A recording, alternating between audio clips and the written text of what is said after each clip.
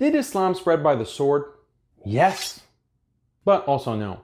Islam spread across the globe through many means, including trade, diplomacy, proselytization, and yes, military conquest, or what's known as Jihad at-Talab, or offensive jihad. The largest expansion of the Islamic Empire happened within 100 years of the Prophet Muhammad's life, peace be upon him, as well as the rule of the righteous caliphs. But unlike the military conquest of other religions like Hinduism and Christianity, the Islamic conquerors did not force the conquered people to convert to Islam. Rather, they were known as Ahlul Dhimma, or Dhimmis, which means the protected people. They did not have to convert at the point of a sword. We can save the whole Dhimmi question for another video, but the point is that yes, Islam spread by military conquest, and jihad is not only defensive, it can be offensive as well.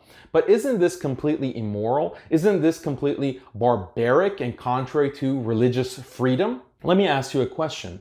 Do you agree with the Geneva Conventions? Do you accept the United Nations Universal Declaration of Human Rights? Do you accept the idea that international bodies have the right to enforce certain standards of justice across the entire globe? If you said yes, then you're not really a believer in religious freedom. You might think that you are, but it's only because when you hear the word religion, you think of things like Christianity or Judaism or Islam or Hinduism or Buddhism. But why don't we think of religion in more broad terms?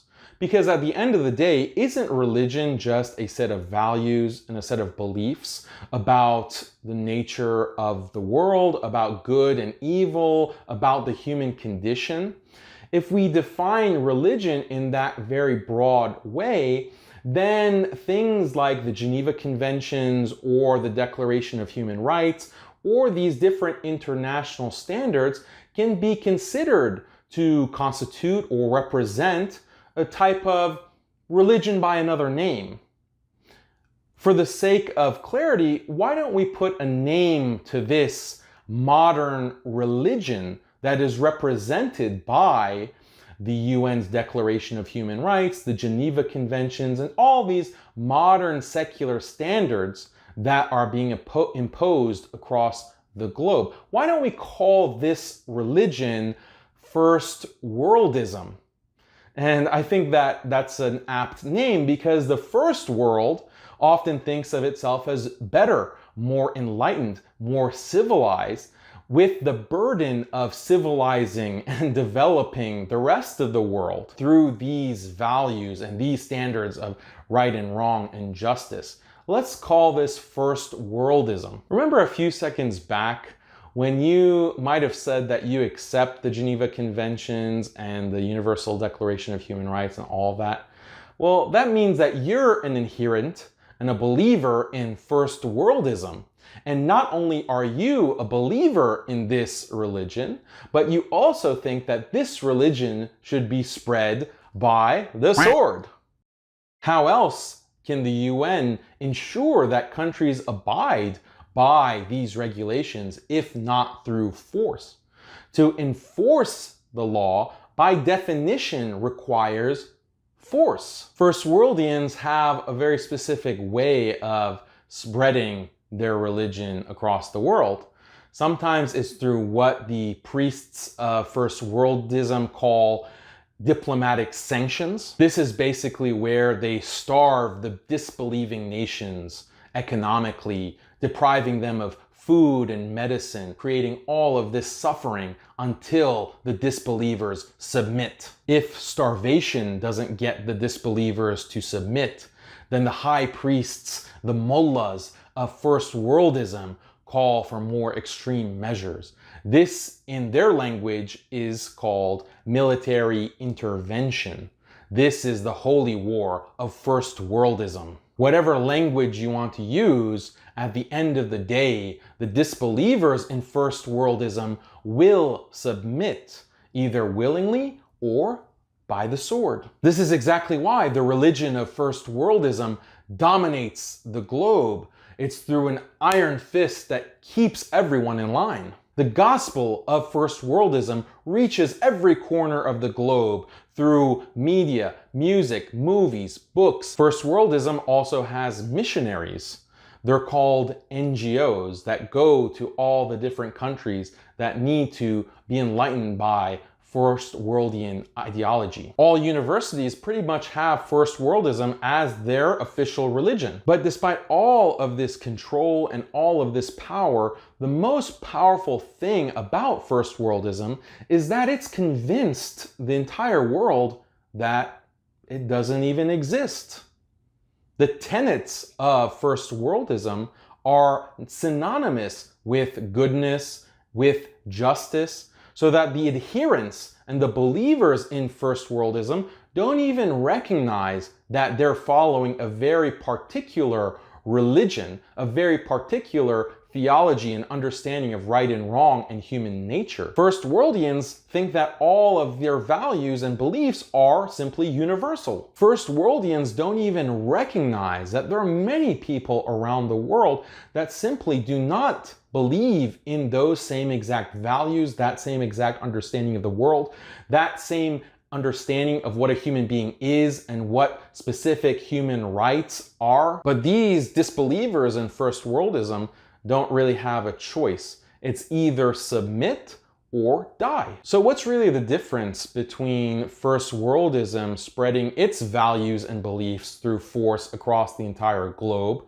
versus Islam doing it? The first worldians don't really disagree with the idea of spreading regulations and spreading laws through force. The disagreement is just with Islam being spread in this way. This is just a case of good for me, not for thee hypocrisy. The high priests of first worldism have just tricked people into thinking that what they do in spreading their values is not by force, but what Islam does is spreading values through force. But really, it's kind of the same thing. The only difference is that first worldians want to think that their religion and their Sharia is the epitome of truth and justice, when in reality, Muslims know that their religion is the epitome of truth and justice. I'm not really going to be able to prove in this 5-minute video that Islam is the epitome of truth and justice, but that's not really the point of this video. The point of this video is that offensive jihad is not really functionally any different than what's considered standard practice in the world today. It's just that a different religion is being offensively spread. But there is a big difference between offensive jihad in Islam and the kind of intervention that we find in first worldism. Because historically, when Islam spread through military conquest to different parts of the world, those locales and those cities ended up becoming flourishing centers of Islamic thought and culture and literature and so much more. The Muslims conquered Iraq, and then Baghdad became the capital of the Muslim world. Muslims conquered Persia, and then some of the greatest scholars of Islam were coming from Persia. Islam conquered Egypt, and Egypt also became a center of learning and one of the greatest universities in entire world history. Al-Azhar University came out of Egypt. When first worldism is spread across the world, when first worldism's liberty and freedom and equality is taken to all these poor third world countries of the world, they're not flourishing, they become wastelands. Now, just to anticipate one objection, some of you hippies might say that you don't want any of your values spread across the globe and that you don't actually believe in Geneva Conventions or the UN or whatever. Fine. Are you going to say that if there's a country where a minority is being genocided or oppressed, that there shouldn't be intervention? If there's a country that systematically abuses women or children or a certain race, you don't think that that country should be confronted and that oppression stopped? If that is what you think, then I would say that's pretty irrational and that's pretty immoral. If you believe in goodness and you believe in justice, then you should want goodness and justice to spread. But then it becomes a question of what is goodness and what is justice. And that's a conversation and a debate that can happen. But you don't disagree with the idea that it should be spread and that laws and standards of justice should be enforced. And like we said, anything that is enforced requires force. This is how we can address the question of offensive jihad in Islam without compromising any of our Islamic beliefs or throwing our scholars and our Islamic history under the bus. If you enjoyed this video, like and subscribe. If you want to study and understand this issue in greater depth and increase your faith in Islam with unapologetic answers to these kinds of doubts, then consider enrolling at Alesta Institute.